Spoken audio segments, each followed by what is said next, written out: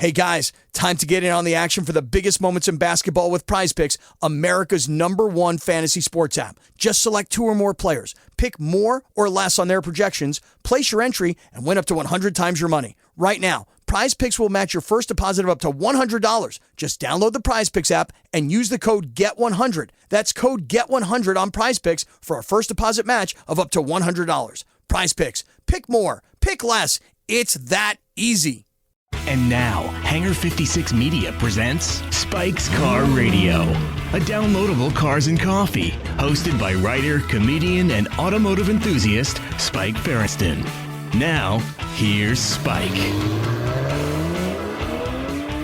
Now we're ready to go. This is fresh Spike's Car Radio for you. Recorded just a few hours ago. We got a late night message from John Hennessey from Hennessey Motorsports. He is fond of putting 15,000 horsepower into various vehicles like golf carts. He's going to stop in. He just flew in. He's going to stop in and say hi and let us know about, I think, his new Venom.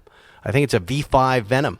I'm here in Beverly Hills with Zuckerman. Johnny Hello. Lieberman is out in the mountains somewhere with Motor Trend. He sends his love. And we have a great show for you today. Just a moment ago, Zuckerman, I will tell you, I was almost in an accident. I was on the 405. It's been one of those mornings, right? I got up, we started working on something on Zoom, and about an hour in, all the power went out in Brentwood. The whole place went down for 2 or 3 hours, which is an immediate freak out from your family and school and wife and Zoom. So, and then, you know, you're trying to make the best of it. It was just a bad start to the day. I headed down here in the 405, and I look over to the left, and a pickup truck is a little close to me, is going by very slowly. And as it goes by, in the back of the pickup truck, the Ducati Multistrada V4S. I mean, literally the bike I have. I'm pretty certain my bike, and I recognize the truck. The driver's name is Cam. He's always bringing bikes by the house. He's one of the, he's one of those press guys that controls the lots. And we have a nice conversation every time he drops stuff. And it was Cam, and I'm waving, but he doesn't know I'm in the Defender, so I'm just some weird guy. So I decided I got to take a picture of it, right?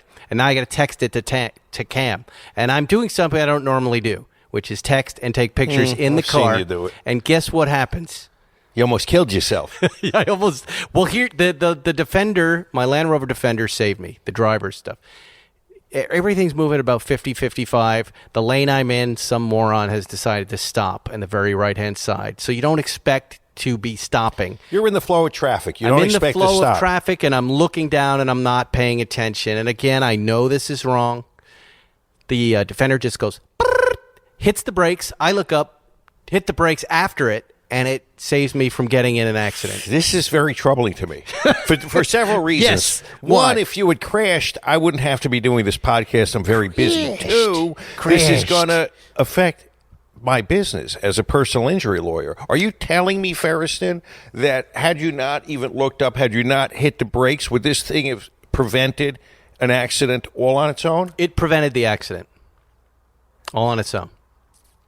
This story could have been better, Ferriston. Why? How? You could have looked to your left, and instead of seeing the Ducati, you could have seen your wife in another guy's car, and you would have been trying to get her attention, waving, texting, and then crashed and died. You know, I'm down to the last episodes of The Sopranos. You're Tony Soprano. Over and over again. You're Tony Soprano, Zucker. I don't understand.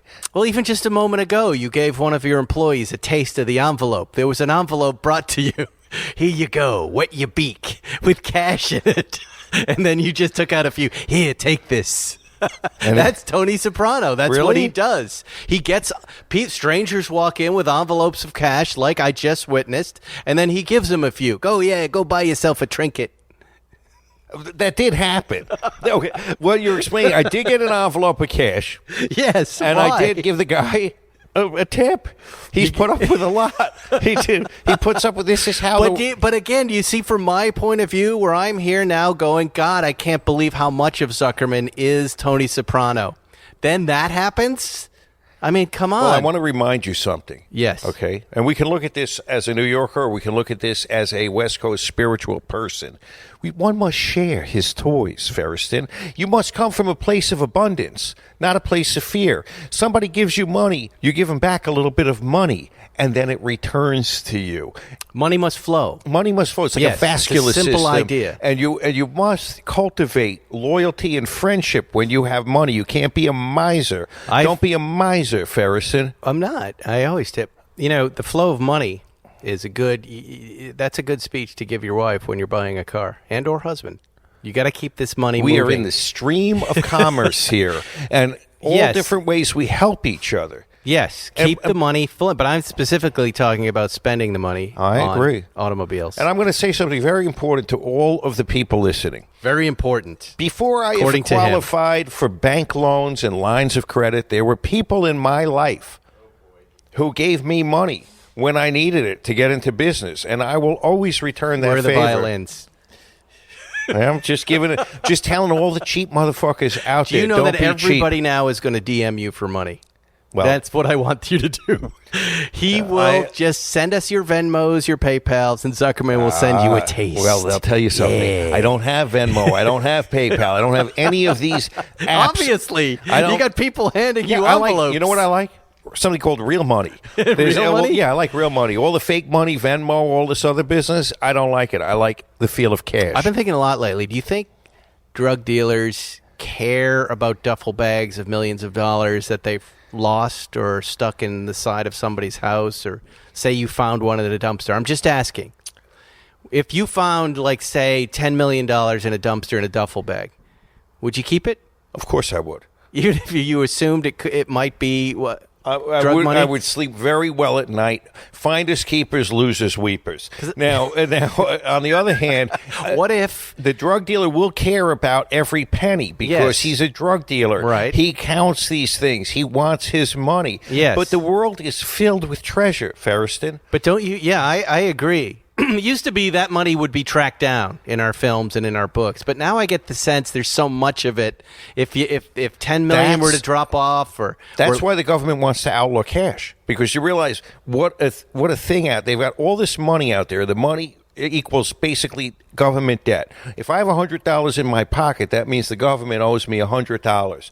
If all of that drug dealer money and all the money from, say, back to the time of Dutch Schultz that was hidden away in barrels somewhere disappeared, the government just got rich. They don't owe that anymore. It's gone. Well, it's also about taxes. Anyway. It's good to be with you, folks. John Hennessey is going to be here, and he's got some crazy stuff to tell us about. I can't wait to see what it is. By the way, a few things we're going to bring up, Zuckerman, and don't let me forget. He promised that I was going to drive this 1,000-horsepower Gladiator. Never happened. Never materialized. Hey, Hennessey. I know his guy, Vinny Russo, moved off to Florida and is representing a company down in Florida, so I think that was the conduit. But we got to figure out a way to get these Hennessey products up to us again. We want Venoms. We want Gladiators. We want anything high horsepower and irresponsible. This year, spring is going to hit a little different because we're all finally starting to get outside and see friends again. And guess what? When you go outside, you need pants, folks. You can't. I added that. You like that? You can't just walk around the way you're walking around your pandemic house. You need clothing. And Mack Welding. Weldon is one of our favorite places to get them. Hoodies, polos, tees, active shorts, everything Mack Weldon mixes together and works great. I can tell you personally that Zuckerman, I'm wearing the Mack Weldon pants right now.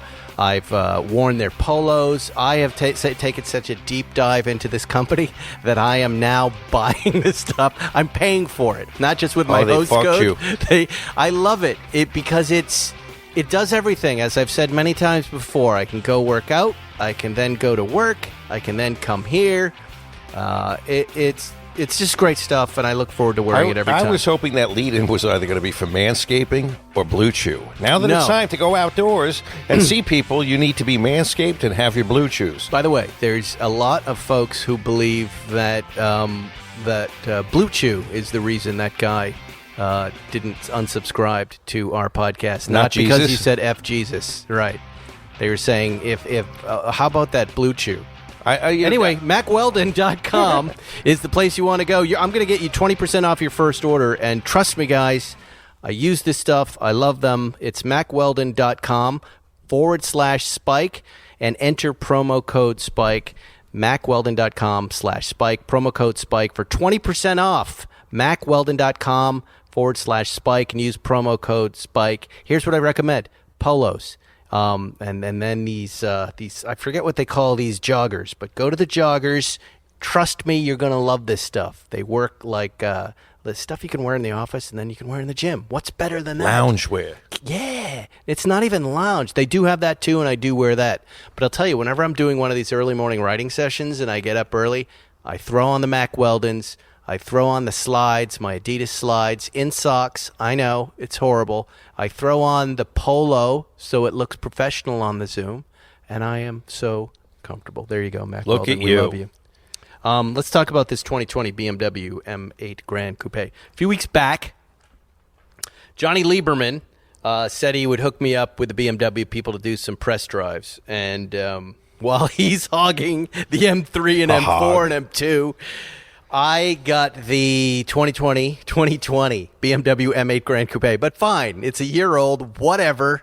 I have not driven any new BMWs other than my wife's new BMW that's now 3 years old, right? And we're getting rid of that. The 2020 BMW M8 Gran Coupe is a four-door coupe, but forget about that. I think MSRP is $143. I think price as tested was $167. It's a 617 horsepower four-door, 4.4 liter V8. What else can I tell you about it? Let's go over what this specific build had. Brands hatch gray metallic, beautiful. 20-inch M-Star bicolor wheels, also nice. Silverstone full merino leather interior, which I loved. Carbon fiber trim, carbon fiber roof, competition package, driving assist package, driving assistance professional package, carbon ceramic brakes in the color of gold, carbon exterior, the Bowers and Wilkins, those magnificent bastards, diamond surround sound for $3,400 and worth it. And as I said before, $168,000 is what that car cost. That's a whole lot of car, and it's fancy.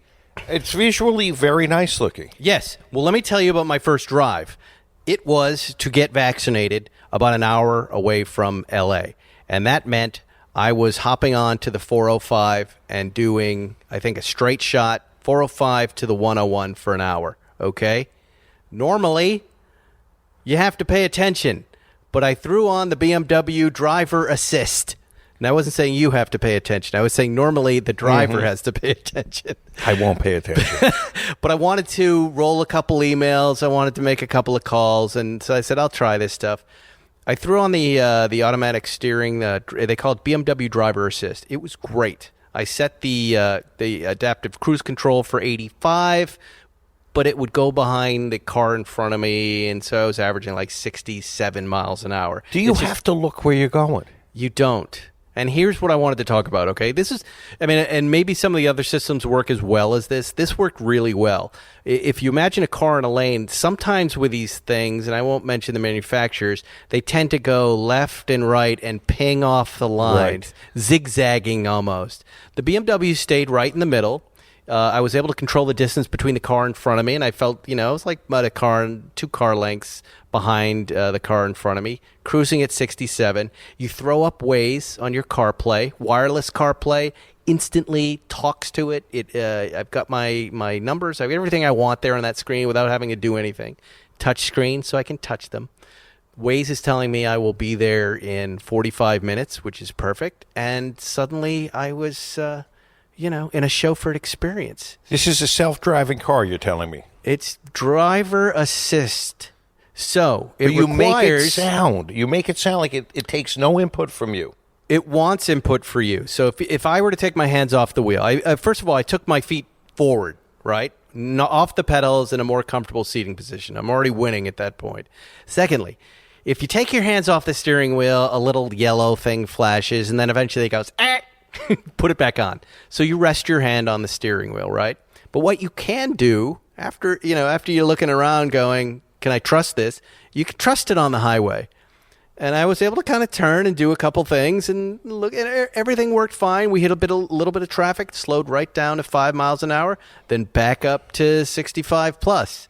It was good, Zuckerman, so much so that I dropped out for about, I would say, 25 minutes of chilling out and letting the car do most of the work. What's interesting about it, though, is there was a moment where, like today on the 405, where I realized, shit, I haven't paid attention to anything for 5 minutes. And I wasn't playing with my phone or doing anything. I was just daydreaming because there's nothing to engage you with the car. You know what I'm saying? Mm-hmm. Not a lot of scenery off the 101. I'm not playing with my phone. I don't have to drive. And I realized there's this new skill set we're going to have to kind of develop here. When to interact. Yeah, when to interact, but also how to stay engaged. Because for someone like me, whatever it is, whether it's because I'm a creative or I'm just out of my mind, I like to daydream. I just will drift off into thoughts and think about things, and that turns off a lot. It's a powerful muscle I have. Serves me in the writer's room, not so sure serving me while I'm driving, thinking about X, Y, or Z. Do you hear what I'm saying? I understand. And because here we're all watching this Tesla crash this week where they're saying there was no one in the driver's seat and someone in the passenger, someone in the back. You can't just let the car do the work. And, but you don't have to be fully engaged. But the human mind, at least mine, is not designed for that. It's designed for, hey, I want to jump in, or, hey, I want to go to sleep. Thoughts, Zuckerman? I think it's a problem. It definitely is. There is going to be a day, I don't know when supposedly this stuff will really work on its own as it's supposed to. But right now, it's failable. But people like to push the limits of technology. For example, I'll admit I want to push the limits of how will the car be empty. I want to see how far I can go on empty without running out of gas. Other people are going to take that as a challenge, and they're going to want to watch The Departed on their phone or laptop while it's a great movie. While the car's driving, and that I would totally do that. You just painted a great picture, Zuckerman. Yes, exactly. You're watching The Departed. I don't want to rip apart the BMW because I thought all the driver's assist tech was great. I thought the car was wonderful. The car is such a winner. I came back from that trip I'm not afraid of LA traffic on the highway anymore. BMW and the M8 Gran Coupe was a great experience. Mm-hmm. Little too much, I thought, for me driving around the city. It wasn't as agile as I like, but I'm a performance car guy. And the all-important speed bump test, it did not take the speed bumps in my neighborhood very well. Really? And I kept bottoming out a lot, and there was no setting I could use, even when I went to track mode, that tightened it up enough. That surprises me, given the length of the wheelbase. Yeah, I know. Me too. One would think that would eat it up. And it happens with my wife's BMW, too. I'm going to just go assume that it's a softer ride to make it a more luxurious sedan ride. Do you know what I'm saying? It's not a sports car. It's certainly not. But if you had this car, let's say you wanted to be your CEO, let's say you're a TV star, let's say you're someone who wants something fast, but you don't want to be on anybody's radar and want something low-key. This car is perfect for you. The thing jams. Like, when I jumped off driver's assist and it started passing people, I went, whoa, 120, just like that. Just like that, the thing just was a monster. And I had no intention of going that fast. It just jumped up instantly. It's great. And it's a winner. I can't wait to drive more of these BMW things. I find the notion of a four-door coupe to be so strange. It's an old idea. It's not. I'm complaining about something that's really been on the market now for about 15 years. A four-door coupe always strikes me as an odd compromise. How about an electric turbo? I know. You get a four-door sedan or you get a two-door coupe. That's my thinking. And if I was going to have an 8 Series, it would be a two-door. I didn't like sitting in it, how much rake was on the windshield. For such a big car, you have such a narrow aperture of vision. But then again, I'm a guy who likes older BMWs and older Porsches, which have very large greenhouses. I found it to be somewhat claustrophobic sitting in the driver's seat. It's not what we usually buy. Like I usually buy trucks, but it's great. It's a beaut. As far as an entry point for new BMWs, not having driven them for a while, I was like, I can't wait to drive the M3 now. I'm psyched. I'm psyched to get in it. Let's talk about our newest sponsor, Zuckerman. Every plate. Experience full plates and fuller wallets with America's best value meal kit. Get meals you'll enjoy and your bank account will love delivered right to your door, contact-free. Think of it this way. One meal from Every Plate is the same price as a cup of coffee. Every Plate dinners are the less expensive and more fulfilling alternate to takeout and delivery. More bang for your buck. How does it work? Oh my God, I can tell you because I got this stuff delivered to my house, Zuckerman. You've got the meal all in a box and little cards, and it shows you how to make it. And boy, was my family impressed that I was able to cook things. It's all there. You don't have to do anything. Do you understand what I'm saying? It comes in a box. And it's cheaper. You know how expensive food is these days? These meals are averaging $1.99 a meal. You can try Every Plate for just $1.99 per meal, plus an additional 20% off of your next 2 boxes by going to everyplate.com and entering the code SPIKE199. Go to everyplate.com and enter the code SPIKE199. Get started with Every Plate for just $1.99 per meal, plus an additional 20% off another 2 weeks by going to everyplate.com and entering code SPIKE199. It's awesome, guys. This is the meal delivery system you've been waiting for, and if you like to cook, everything is there for you, and it's ready to go. Everyplate.com, new sponsor. Thank you for jumping in. More news. What was I going to say here? John Hennessey is texting and calling us. Yes, he's lost. I don't know where he is. That's all right. Let him find his way here. I got, let's see, Sunday, Malibu Kitchen, Cars, and Coffee. Let me just find this. This is a very exciting press release, Zuckerman. Where is it? Right here. It's so exciting, I've lost it. Here it is. And it's really, really like one of those markers for our Cars and Coffee and for the Malibu Kitchen Cars and Coffee and everything else. But listen to this headline. This is an official Audi press release. Are you ready? Yes. Electric Performance Halo 2022 Audi RS e-tron GT to make its U.S. debut at Malibu Cars and Coffee Sunday, April 25th. How crazy is that? This Sunday. Audi of America shares the excitement of the fully electric RS e-tron GT with the enthusiast community. Beautiful design. The RS e-tron GT, the new 2022, is expected to arrive at dealerships this summer. And here it's going to be at our Cars and Coffee at 10 a.m.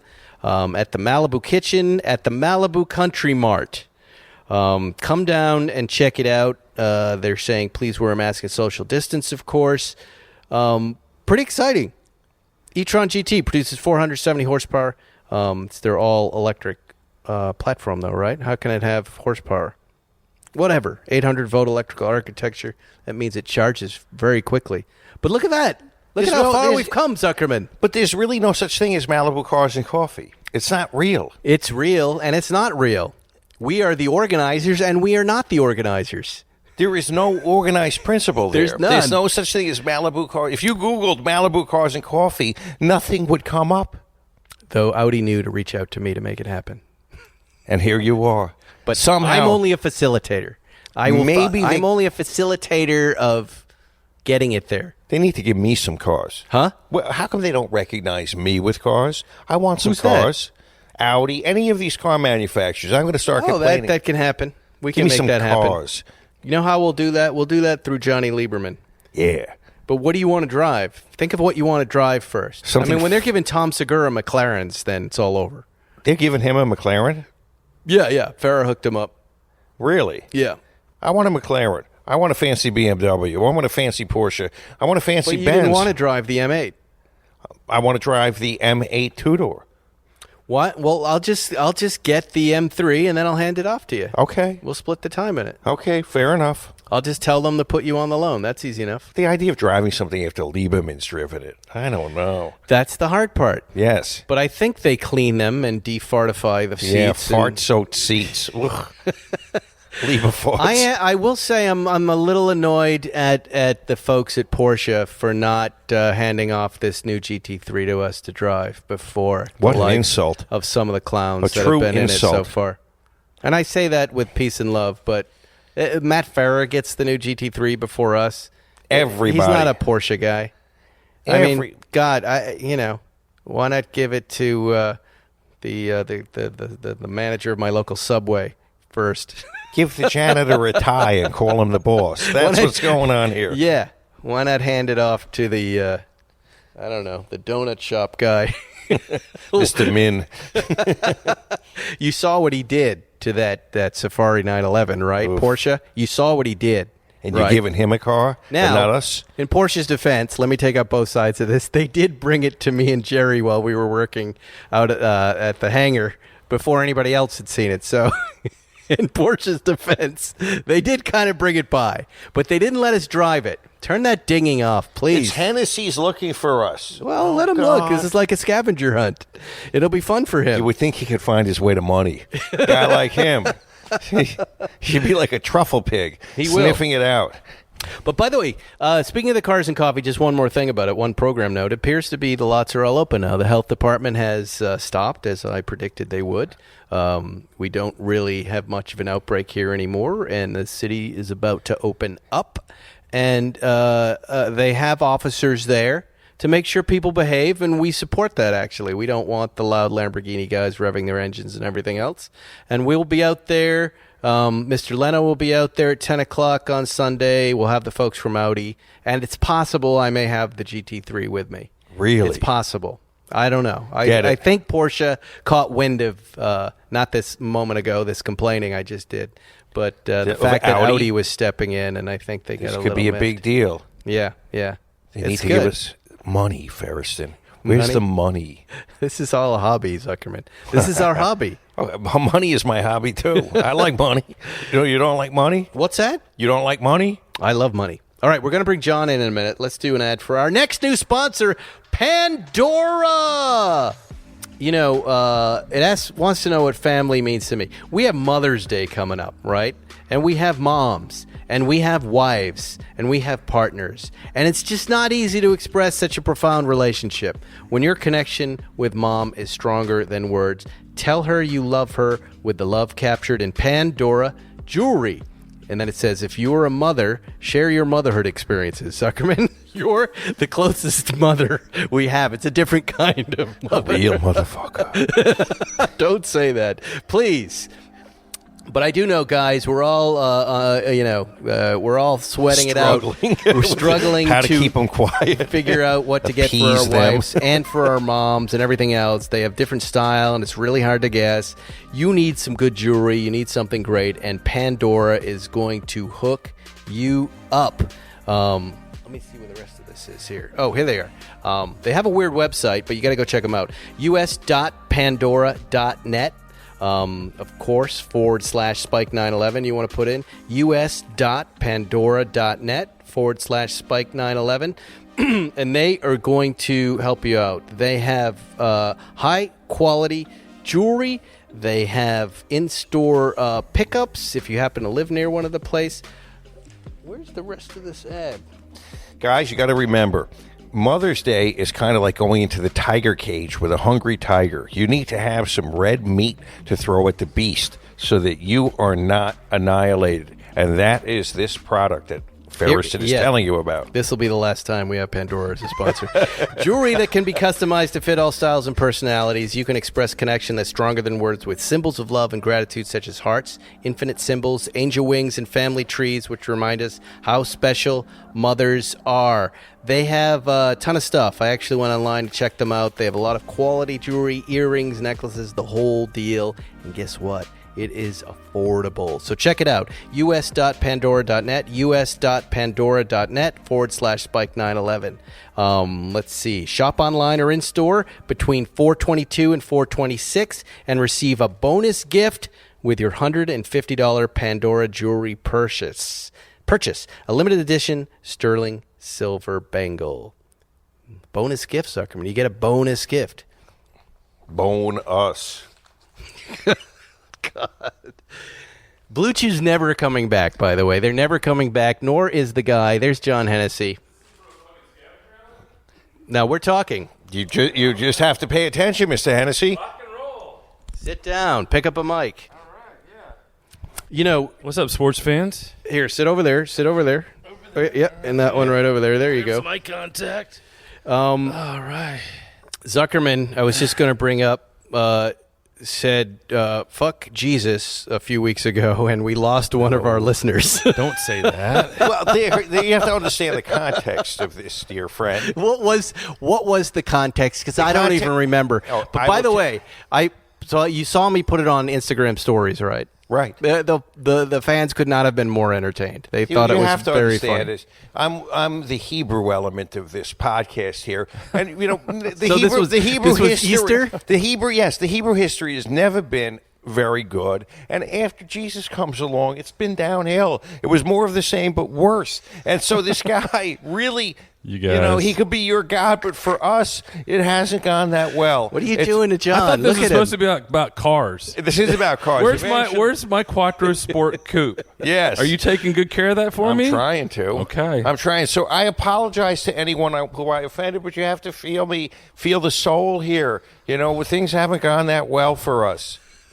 Ever Speaking since of- that guy got on the cross. How bad am I? I don't remember you even saying it. All right, you I was blasphemers. surprised that it happened on the podcast. When I read it, I was okay, like, you what? have an editor. He's supposed to cut out these loathsome and We don't have offensive time comments. to do all of that. It's better to just record. But again, I don't remember even hearing it. But he'll be back. I He'll be remember back. the whole thing because I tried to get you to explain to me the whole nature of the tripartite. Well, here- the tripartite God. Let me Didn't make tell sense you. to Let me tell you. There were a hell of a lot of Christian people who I would say let's say 10 who DM'd me and said I didn't like it, but I'm still going to listen. That's kind of the reaction kinda I like a have it's kinda like when a train wreck when I'm or- offended. Somebody Yeah. offends me. I didn't like it, but I'm still going to listen. Right?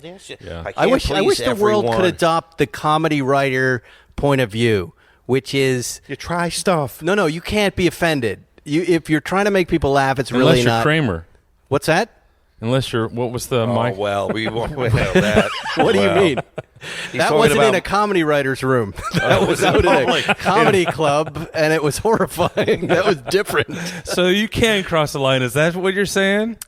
Yes, you can. Yes. If he were, I mean, that's a different Look, I mean, that conversation. was that's 30 him years dropping ago. the N-bomb, and that's not what I'm That's saying. him committing what I'm suicide. saying is with But somebody's you're dropping the J-bomb. when someone's trying to make someone laugh in a writer's room, it's kind of hard to offend comedians. Comedians laugh at everything. You know what I'm saying? I'm That's the a different J-bomb. conversation. I can, you know, A J-bomb? I'm a J-bomb. Is there a J-bomb? What is the J-bomb? It's the Jewish bomb. It's me coming I in meant here. Jesus. I meant J as in Oh. Jesus, but that's okay. Yeah, I You Thought could, it I could be was the Jewish J-bomb. bomb. I'm the Jewish bomb. You Okay. deploy me like the Kraken. All right, Release the Let's Kraken. let's talk about cars. My name is Matt Farah. It's good to be here with you guys today. Yeah. All right, John. When was it? Last Wednesday Yeah? at 3:25. Okay. That you texted me, "Hey, I'm in LA for a few days. Yeah. About 36 hours to be exact. Let me know if you like the podcast. This is what I've been working on." Yeah? And What have I been working on? well, the first F5? it was a picture of you and your wife, and I was like, I guess you're working Yeah. on your marriage. Yes. 30 Is years, that baby. your wife? Yes. Smoking hot. 30 years of hotness. But on either side of you in this photograph is a beautiful Venom. That's the Venom right? GT. That car's about 10 years old. Okay, there's And that then one. the new beast is the F5. Yeah. That's on the right. Yes. Wow. Yeah. Okay. And we just released some news just a few hours ago that our Venom F5, our first car, we've been doing a lot of testing on it, just broke the magical 200 mile per hour mark on our first runway test. And before you run 300 miles an hour, you got to go 200 miles an hour. And before you run 200, you got to break 100. So Wow. it's kind of a pretty cool Congratulations. milestone. We're excited about it. Who was the pilot? The 200 mile A per hour gentleman pilot? named John Hennessey, also known as Heinrocket. He's our chief engineer, development driver, and he was formerly with General Motors for 38 years. And if you've ever heard of the Snake Skinner Corvette, and he's done all kinds of cool stuff when he was at GM. But he's been retired from GM for 10 years, and he's the hardest working retired person that I know. and he does a great job for us. Why don't you take us through the history of the Venom for those who don't know what this car is? How did this start? You say the first one was 10 years old. Yeah, yeah. So the Venom brand name, which we have trademarked, we were modifying Vipers 25 years ago, and we thought, what's a cool name for a more potent Viper? And so back in the mid-2000s, we had a twin-turbo Viper that beat a Bugatti Veyron from 0 to 200 miles per hour. It was on the cover of Road Track magazine. It was great for business, great for brand building. Did 0 to 200 in 20 seconds. The Bugatti did it in 24. But we're the kind of guys that think, what's the next mountain to climb? And we thought maybe adding more horsepower isn't always the answer. It's a good answer, but it's not the only answer. We thought, what if we could do something lighter? And I had a guy that was doing some design work for me back in the 2006 timeframe. And I said, what if we took a Lotus Elise or Exige, and we took that little Toyota 4-banger out of the back of that thing, and we put our twin-turbo V10 Viper engine with 1,000-plus horsepower, what would that look like? And I had some renderings, and some vlogger dude from some website back in 2007 at the SEMA show said, hey, what's new? I showed him a picture. It went viral. 2 weeks later, some guy from Dubai calls up and says, I want to order one of those things. So it was never a business plan. It was just kind of a crazy, wacky idea. And we got into building the first one. We thought we had a budget. It's like building a house. Whatever amount that you have in your mind as far as it's going to cost this much, then multiply it by 3 or 4 and multiply the time frame by at least 2 or 3. And so when we got into it, we got committed to it. I'm like, well, golly, if we're going to make this come true, we have to sell more cars. And so we ended up building a dozen of those. The Venom GT culminated in 2014 when we beat the Bugatti Veyron Super Sports 268 mile per hour average speed over in Germany. We went 270, and again, that was a neat car. It was kind of a crazy idea. People would look at it and say, "Well, it's kind of based on Lotus. Why isn't it your own car?" And we thought, well, we wanted to utilize the tub, but everything in front of the dash was new. Everything from behind the seats was all new. Our own twin-turbo V8. People ask to describe that car. I say the Venom GT was like an F40 times 2.5. Super lightweight, very raw, very analog, manual. All of them are manual, 6-speed gearboxes. The first 6 were coupes. The last 6 were roadsters. So it was a car that was, unless you drove one or had a chance to ride one, very few people really understood that car. And it just irritated me that people would say, generally people on social media or the internet, oh, it looks like a modified Lotus. They didn't understand the car. So I got pissed about it, and I thought, I want to just come up with a different design because my designer, I allowed him to leave too much like the Lotus headlights and taillights, which that's, it's like the headlights are like a person's eyes, right? You see that, you know what it is. And so you were beating yourself up a little bit. Yeah, I was beating myself up a little bit. So I thought, okay, let's evolve that design. And I met a guy, actually was just trading some texts with him right before I came in here. A guy just retired from Apple not too long ago. His name is Phil Schiller. He was their chief marketing officer, and I met him through another client who was also an Apple guy. And he said, "Hey, look, if you ever want to bounce any ideas," I'm like, "Man, this is the best consultant I could never afford to hire." So I sent him a few pictures of our Venom GT. I think I was going to call it the Evo. And he said, "John, this is fast forward. This is 2013." He said, "John, you're not going to get credit for having your own car and your own design until you have your own design and build your own car." And it was like get kicked in the balls. I'm like, this guy is arguably one of the top marketing geniuses, not only in the world, but of all time. I mean, look at Apple. What an iconic brand. Head marketing guy. And so I took his words to heart, and I put my big boy pants on. I thought, well, I got to find a designer. We need to build our own car. And kind of that journey started in 2013. 2014, I found a designer. We went back and forth on designs. I didn't have the time or the budget back then. But in 2017, Shell Pennzoil came along. We had started working with them, and they said, "Hey, look, if you want to build that car, we'll see if we can carve out some budget to help you pay for the design and build like a full 1-to-1 scale design model." So you've probably seen it. It was yellow. We introduced it at SEMA end of 2017. When we did that, all of a sudden, people wanted to buy it, and we had orders. And so really from 18 through about 6 months ago, right before Christmas, we spent 2.5, 3 years doing the engineering. I mean, basically building a car from scratch. The Venom F5 is our name, and there's a story behind the name. I don't know if we have time for that. But the Venom F5 is our own ground-up car.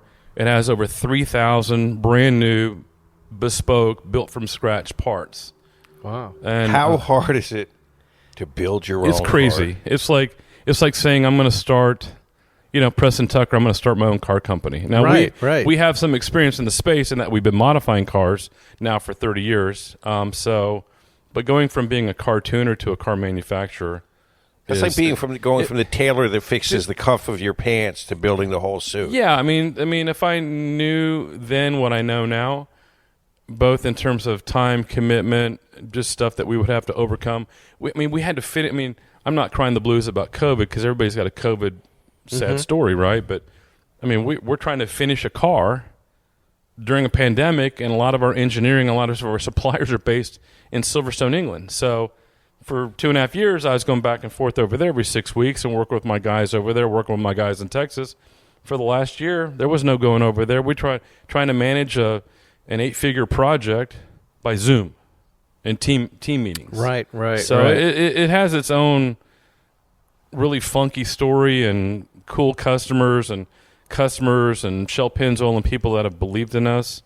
So when we built the first car over there, we brought it over here.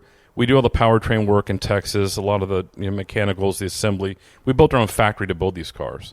And so when the car came over and I saw it together for the first time and sat in it, it was just, I've got 5 kids plus a son-in-law. I love them all dearly, but it's almost like this was like our 6th or 7th child. Mm-hmm. My wife. So I was traveling somewhere. My wife. You know what I'm talking about. My first child. I was out of town. I was out of town somewhere back in February, and my wife got to see it all together before I did, and she cried. And now she and the kids asked me, "Dad, did you cry?" I got to ride in it a couple days ago. How many are built right now? We have one that's built, complete, running, testing. We'll begin delivering to customers later in the year. We have 2 more that'll be running probably late summer. We're going to try to build and deliver 5 cars by the end of this year. So and 12 cars next guess year. how much these cars cost? They got to be $1 million. 2.1. Okay. Yeah. All right. So, question. Base plus options. Okay. So, fair enough. I'm not concerned about the price, but Yeah. I'm going to be one of the purchasers. Let's say. Yeah. And I'm not buying a car from Bugatti or any manufacturer that's. What should I expect as a customer of the experience? Because this is really like purchasing a prototype and being part of the design and construction process. Right. So I'm not getting, say, I hate to compare it to Bugatti or a Ferrari. Right. I have to imagine that there's a difference. Well, I mean, that's a good question. I think what you're really asking is, how does a car that's small volume, whether it's my car or Koenigsegg Pagani, that's built. They build a handful a year. After 20 years, Pagani maybe builds 30 or 35 units, maybe 40 units a year. Next year we might build a dozen. How does that compare to something like a LaFerrari where they built 499, then they build another 150 Apertas or whatever? Right, and they're coming from a factory that's got that history that builds a lot of other cars. Look, I would put our car up against their car any day of the week, not just in terms of looks or performance, but in terms of drivability, functionality, reliability. We built our car to be very simple. We built our car to be very safe and reliable. You're not going to spend $60,000 every 2 years like you would on a Veyron, changing out wheels and tires and stuff like that. So, again, it's not just me. We have a whole team around us. Do we have the resources of Volkswagen Group or FCA or Stellantis or Ferrari's their own separate company now?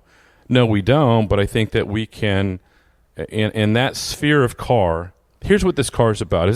This car is purely about emotion. It's purely. I tell our clients, you're as much owning a $2 million plus asset as you're owning a piece of history. And the first McLaren, the first handful of McLaren F1s that McLaren built, Gordon Murray built back 25 years ago. What's that car worth today? Is that a $30-40 million car? How does that car compare to a Mercedes that comes out of a factory where they build thousands or millions of those things? So, again, I think if you want something that's a commodity, that's a transportation, everybody can buy a Mercedes or a Lexus, right? This car is about emotion. It's about the experience. It's about being part of a very special club of not just rich guys. I mean, there's a lot of rich guys out there, but the guys that own this car, that have this car on order, it's a very special experiential thing. And I had one of my clients, another famous guy, I can't say his name, when he ordered the car 3 years ago, he said, John, I'm as much doing this deal because of the experience with you and the process of creating something special, something that could be a piece of history. It will be a piece of history. Just a matter of where does that fit in. That was what he told me, as much as it is to actually own the asset. Matthew itself. McConaughey? No. Is that who it Tell was? us. Nobody listens to this. There's three Of guys course, listening nobody to listens this. to this. Just tell us who it is. We won't say anything. I can't say. That's exciting. Yeah. Or is Now it- you've got a whole media empire down there now where you're shooting a lot of video. Are you look, going to race anybody? That's just kind of a byproduct. I mean, our media stuff But will you race a LaFerrari? Will you race a Bugatti? Will you throw those things? Are you going to have some fun? Again, I think that, kind of the peers would be, Bugatti Chiron and their derivatives, Kona 6, got Jesko coming. I've got a 765 LT that'll smoke a LaFerrari and a lot of cars. I got a new Turbo S that'll be a LaFerrari. Nice. So there you go. Yeah. When are we going to start seeing your press cars up here in LA? I know Vinny Russo took off. And yeah, Vinny's back so in Florida. We love the press Vinny, cars, but I never got a chance to drive the Gladiator. I think what we need to do, a new vehicle, like in our car and truck modification business, dude, it's all about trucks. Right. And since the Raptor and the Raptor went away, so until they come back, we're really not building very many. The Veloc Raptor's trucks. gone, huh? I didn't know Well, that. it went out of production in September. They're coming out with the new version, the 22, that has the new interior. It's probably hybrid, so it has the electric assist. I'm guessing it's 500 horsepower and over 600 foot-pounds of torque from the factory. So the Velociraptor will return later this year. You got Bronco coming, but the big truck and the popular truck in our shop right now is the T-Rex. Have you guys been in the T-Rex? That thing's ridiculous. Yeah. So it's got the Hellcat engine in it. It's 702 horsepower. I mean, you got these guys going out jumping crazy sand dunes and shit like that. So we do 900 horsepower and 1,000 horsepower. We call it the Mammoth 1000. And look, as far as doing press stuff, we've been laying low because of COVID. Right. So we figured, but it's time. I mean, I think Zuckerman's already had it, and he so died look, from it. so this and summer, he's fine. I think this summer we'll get you guys something fun that you can drive. And Yeah, let's do it. Yeah. We're gonna put it in the book. what are your plans for the Bronco? Oh, we have huge plans for the Bronco. I mean, I think the Bronco, as far as enthusiast vehicles, I don't know, outside of the cult of Tesla, what vehicle right now that's hotter has more pent-up there's a demand. lot And of I think excitement. it's because of the price point. It's because It's a great truck. it's too. a great We've truck. driven it. I mean, they rock off-road. They look cool. I mean, I think Ford nailed it in every single way. And I don't really think it really threatens Jeep. If you're a Jeep person, you're going to go Jeep. I think but it if does. But if you see, well, It's so much better maybe than so, a Jeep. So we're going to do a Holy lot with the crap. Bronco. We're going to do a lot with the Bronco. And we've expanded our factory in addition to F5 production to where we can build vehicles like the Bronco and the Velociraptor, where we can produce 20 a week. So next year, if the supply chain ever straightens itself out, we're set up to build 1,000 units next year. Wow. So, and I think that Bronco and Velociraptor, followed by T-Rex, will lead the way. Now, if you look back at our company 10, 15 years ago, it was Vipers, it was Corvettes, it was muscle cars, but there's been this huge shift towards trucks and SUVs. And I'll ride that wave. We love our customers. You that got it. like Question back to the Venom. Yeah. Is that a Hennessey product, or is that a different company that car is It is a coming out of? Hennessey product. It's under the Hennessey brand. We established a separate entity to manufacture. So it's the first of other vehicles that we're going to be building from the ground up. And I've shared this with a few people here recently, so this isn't like breaking news, but we do have in our product plans a fully electrified vehicle. I'm not interested in building hybrid cars. I think they're too complicated, and you get a car like a McLaren P1 and they're out of warranty. It gets expensive to maintain and fix those. So we're either going to be straight up internal combustion, but we will also offer our own dedicated, fully electrified car. And when you see it, it's like nothing that you've seen before, and that's all I'll say So about that. what is the name right of now. this entity that's going to be producing the ground-up vehicles? Hennessy Special Vehicles. Gotcha. Yeah. HSV. I HSV. like that. Well, no, I don't want to get in trouble with anybody down in Australia. Right. We got the guys at Holden, and we get along good with the guys at Holden. We internally, just amongst the company, will refer to our other entity as HSV, but to the world, people just look at us as Hennessy, whether we're performance, special vehicles, tuner school, Yeah, Right. Hennessey. That's awesome. That's it. John, that's all the time we have. I love it. Excited. Thank you, guys. Thank you for coming. Thank you All for right. calling up and dropping in. We always love seeing you. Next time, I'm gonna bring my pastor out here next time, and we can have a little further Oh, I'd discussion love about that. Jesus. That would be fantastic. Yeah, his you name's really- Jeremy Foster. He's a great we guy. We need an exorcist. Well, we need can to do get that the too. demons in out of life. Zuckerman. Sure me? Can he make me walk again? Can we do burnouts out here on the drag? Once the demon has been pulled out of Zuckerman, he will. Well, that's where the name Exorcist came from. When Dodge was promoting the demon, Yeah. I told my wife, I'm like, I got a great idea, a great name for a car. We'll call it the Exorcist. I didn't even know what car it was. I went to the shop. I'm like, what do we got that we can give 1,000 I would horsepower get that that. can kick the demon in the balls? He said, well, we got the new Zeal 1 Oh, Corp I would Camaro. like that. That That's would be good. cool. Yeah, I'm good at naming stuff. Where do you like to respond to fans? You know, Instagram Hennessey Performance, or There you website's go. Hennessey Performance, and YouTube. It's Zuckerman. fun. If you've been in an accident, you or a loved one, you can reach me at Carpenter, Zuckerman, and Rowley. Otherwise, on Instagram, just at Zuckerman. And I will be at the Malibu Kitchen Cars and Coffee Sunday at 10 a.m. with the brand new Audi e-tron GT, the 2022, being debuted at Little Old Bill's. We'll see you next week on Spike's Car Radio. Thanks, guys. Thanks for listening to Spike's Car Radio, brought to you by Hangar 56. Listen to new episodes every Wednesday, and be sure to subscribe on Apple Podcasts, Spotify, or wherever you get your favorite podcasts.